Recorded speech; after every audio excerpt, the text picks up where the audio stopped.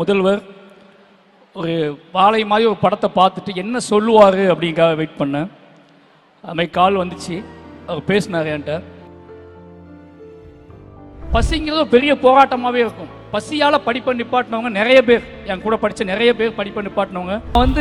வாழை ஷூட் பண்ணும்போது அந்த பையன் பசியில் வாழைப்பழம் திருடுவான். நான் முதல்ல திருட்டு பழக்கத்தை கற்றுக்கிட்டது பசியில் தான் கற்றுக்கிட்டேன். எல்லோருக்கும் வணக்கம். முதல்வர் ஐயா அவர்களுக்கும் தெலுங்கானா முதல்வர் ஐயாவுக்கும், அப்போ நம்ம டிசிஎம் அந்த வார்த்தையை சொல்லும் போது மாமன் உதய் சாருக்கும், அமைச்சர் பெருமக்கள் எல்லாருக்குமே என்னோட வணக்கத்தை தெரிவிச்சுக்கிறேன். ரொம்ப என்ன சொல்கிறதுனா, கல்வியில் சிறந்த தமிழ்நாடு இந்த தலைப்புன்னு கேட்டபோதே அவ்வளோ பெருமையாக இருந்துச்சு. முக்கியமான ஒரு விஷயம் சொல்கிறது தான் நான் வந்தேன். வாழை ரிலீஸ் ஆன அப்போ திடீர்னு ஒரு ஃபோன் கால் வந்துச்சு எனக்கு. இந்த சிஎம் படம் அமெரிக்காவில் பார்த்துட்ருக்காரு, உங்களுக்கு கால் பண்ணுவார்னு சொன்னாங்க. அப்போ எனக்கு கால் பண்ணி அதுக்காக வெயிட் பண்ணேன். ஏன்னா என்னோடய எல்லா படங்களுக்குமே அவர் கால் பண்ணி பேசியிருக்காரு என்கிட்ட. வாழைக்கு நான் ஸ்பெஷலாக வெயிட் பண்ணேன். ஏன்னா அவர் தமிழ்நாட்டோட முதல்வர் ஒரு வாழை மாதிரி ஒரு படத்தை பார்த்துட்டு என்ன சொல்லுவார் அப்படிங்காக வெயிட் பண்ணேன். அதுமாதிரி கால் வந்துச்சு, அவர் பேசினார் என்கிட்ட. அன்றைக்கு அந்த படம் எடுப்பதற்கான நோக்கம் அல்லது அந்த படம் அந்த கதை நிகழ்ந்த காலகட்டத்தில் இருக்கும்போது எனக்கு ஒரு மனநிலை இருந்துச்சுல்ல, அதோட உச்சமாக அந்த சிஎம் அந்த பையன்கிட்ட, அந்த சின்ன பையன்கிட்ட சிவனஞ்சாங்கிட்ட பேசினா எப்படி இருக்கும் அந்த ஃபீல் இருந்துச்சு. அதை உணர முடிஞ்சு. ஏன்னா எனக்கு கிட்டத்தட்ட கண்ணீர் சொட்டின மாதிரி ஒரு ஃபீல் தான். ஏன்னா அதில் அந்த படத்தில் ஒரு சீன் இருக்கும்.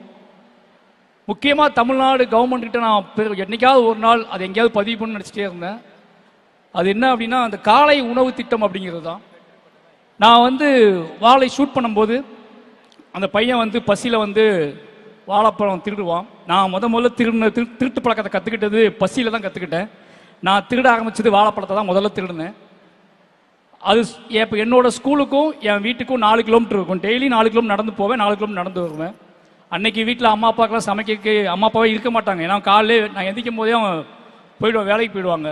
பசியோடு தான் ஸ்கூலுக்கு போவோம், திருப்பி பசியோடு தான் வீட்டுக்கு வருவோம். இதுக்கு இடையில நாங்கள் கற்றுக்கிட்டது தான் இந்த வாழை தோட்டத்துக்குள்ளே புகுந்து இந்த வாழை மரங்களில் பழங்களை பிச்சு சாப்பிட்றது தான் எங்களோட டெய்லி உணவாகவே இருக்கும். காலையிலேயே அதான் சாப்பிடுவோம். ஈவினிங் ஸ்கூல் முடிச்சு 4 கிலோமீட்டர் நடக்கணும். அந்த 4 கிலோமீட்டர் எப்படியாவது பசங்க எல்லாரும் உள்ள வாழை தோட்டத்துக்குள்ளே புகுந்து யாருக்கு எவ்வளோ சாத்தியப்படுமோ அந்த வாழைப்பழங்களை சாப்பிடுவோம். பசிங்கிறது ஒரு பெரிய போராட்டமாகவே இருக்கும். பசியால் படிப்பை நிப்பாட்டினவங்க நிறைய பேர், என் கூட படித்த நிறைய பேர் படிப்பை நிப்பாட்டினவங்க நிறைய பேர். பசி என்னன்னா, அன்னைக்கு ரொம்ப தூரமாக இருக்கும் பள்ளிக்கூடம், அவ்வளோ தூரத்துக்கு போயிட்டு திரும்பி வர முடியாது. அதுக்கப்புறம் அந்த காலை உணவு திட்டம் வந்ததுக்கப்புறம் நிறைய பேர் ஃபோன் பண்ணி நிறைய அந்த செய்தி வந்த அன்னைக்கு நான் அடைந்த அளவுக்கு மகிழ்ச்சியே கிடையாது. ஏன்னா அதை நினச்சி பார்க்கும்போது அவ்வளோ இது விஷயமா இருந்துச்சு எனக்கு. அந்த ஒரு திட்டத்துக்காக எவ்வளோ நன்றி சொன்னாலும் என்னால் அன்னைக்கு அதை எப்படி சொல்கிறதே தெரியல. ஏன்னா அது ஒரு முக்கியமான ஒரு பாய்ச்சலாக நான் பார்க்குறேன். என் கூட படிப்பு தொடர முடியாமல் போன அத்தனை பேத்துக்குமே அன்றைக்கி ஒரு பெரிய அழுகையாக இருந்திருக்கும். அதுக்காக ரொம்ப நன்றி ஐயா. அதுக்கு பிறகு விளையாட்டுத்துறையை விட கல்வி அமைச்சர் அன்பில் மகேஷ் சார் சொல்லணும் ஒன்று. பள்ளிக்கூடத்தில் நான் பயப்படுற விஷயம், நான் படித்த திருநெல்வேலியிலேருந்து வந்திருக்கேன், அதனால் சொல்கிறேன். பள்ளிக்கூடத்துக்குள்ளே நான் கற்றுக்கிட்டது முழுக்க பள்ளிக்கூடத்தில் மீற முடியாத, தாண்ட முடியாத, ஜெயிக்க முடியாத ஒரு விஷயம் அப்படிங்கிறது சாதிய உளவியல் தான். அதை மீற முடியாமல், அதை அதுக்குள்ளே அடங்கவும் முடியாமல் நான் பட்ட கஷ்டம் ஜாஸ்தி.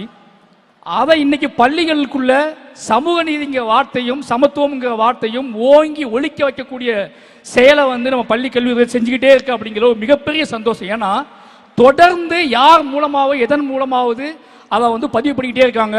கிட்டத்தட்ட அதில் ஒரு பெரிய பாய்ச்சலாக நான் பார்க்குறது பள்ளிக்கூடங்களில் இருந்தக்கூடிய சாதி பெயர்களை அகற்றுனது. அதற்கப்புறம் இது ஒரு முக்கியமான விஷயமா, பள்ளிக்கூடமே எங்கள் பள்ளிக்கூடம் தான் தெரியுமான்னு சொல்லியிருக்காங்க என்கிட்ட. அப்படி அத்தனையும் ஒழிச்சு கட்டி இன்னைக்கு பள்ளிக்கூடத்துக்குள்ள நடக்கக்கூடிய ஒரு மிகப்பெரிய யுத்தத்தை இன்னொரு அறிவு யுத்தமாக மாற்றின பங்கு கல்வித்துறை செஞ்சிருக்கு. அதுக்கு எனக்கு கோடான கோடி நன்றிகள். இப்போ விளையாட்டுத்துறை உதய் சார்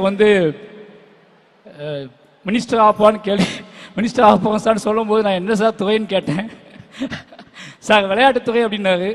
உண்மையாகவே அது அவர் அவருக்கு விளையாட்டு பயங்கரமாக பிடிக்கும். மாமன்னன் ஷூட்டிங் ஸ்பாட்லேயே வந்து கிரிக்கெட் பார்த்துட்டே இருப்பார், கபடி எதையாவது பேசிக்கிட்டே இருப்பார். இன்றைக்கி அவர் வந்ததுக்கப்புறம் விளையாட்டு சார்ந்த விஷயங்களை ஈஸியாக எடுத்துகிட்டு போகிறது, அதை ரொம்ப எளிமையாக அதோட ரூட்டை, வழியை, பாதையை ரொம்ப எளிமையாக மாற்றினது, இது எல்லாத்துலேயுமே அவருக்கு கீழே விளையாட்டு யார் எங்கேருந்து விளையாட ஆரம்பிப்பாங்க, யார் விளையாடுறதுக்கு வழி தெரியாமல் நிற்பாங்க, யார் உச்சம் போதுக்கு வழி தெரியாமல் நிற்பாங்கன்னு தெரிஞ்சுக்கிட்டு அந்த மாதிரியான விளையாட்டு வீரர்களை ஊக்குவிச்சு அவங்கள வெளியே எடுத்துகிட்டு வந்து இவ்வளோ பெரிய சாதனை நிகழ்த்திருக்காரு அப்படிங்கிறது ரொம்ப சந்தோஷம். ஒட்டுமொத்தமாகவே தமிழ்நாடு ஒரு பாய்ச்சலில் தான் இருக்குது. ஒட்டுமொத்தமாகவே எல்லா துறையிலையும் அதை விட முக்கியமான விஷயம் சமூக நீதி அப்படிங்கிற விஷயத்தில் அது கல்விக்குள்ளே கொண்டு வந்தது, விளையாட்டுத்துறையிலையும் கொண்டு வந்தது மிகப்பெரிய பாய்ச்சலாக பார்க்குறேன். எல்லாத்துக்கும் ஒட்டுமொத்தமாக என் சார்பாகவும் என் குடும்பத்தின் சார்பாகவும் என்னோட மாவட்டத்தின் சார்பாகவும் அத்தனைக்கும் நன்றி தெரிவிச்சுக்கிறேன். நன்றி.